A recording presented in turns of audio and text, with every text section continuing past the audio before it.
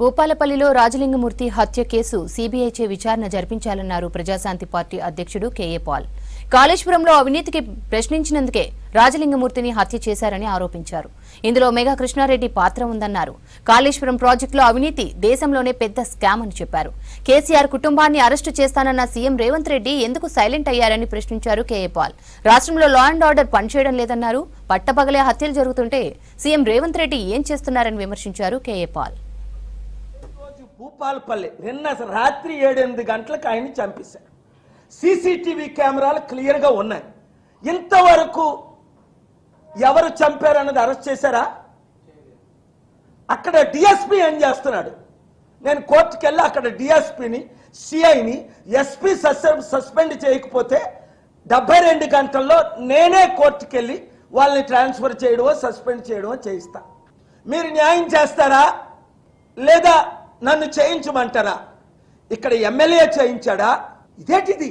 100,000 హత్యలు జరుగుతుంటే killing a fighter hero Ramalingam Murthy is a total failure of Revanth Reddy as a home minister, as chief minister.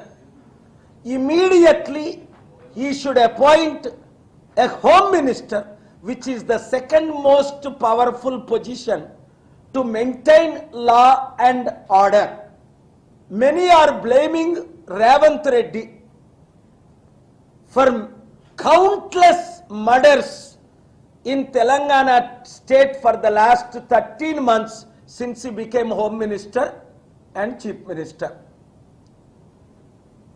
Ramalingam Murthy's court case is today in the Honorable AP High Court against KCR, Harish Rao for giving Kaleshwaram project to Mega Krishna Reddy.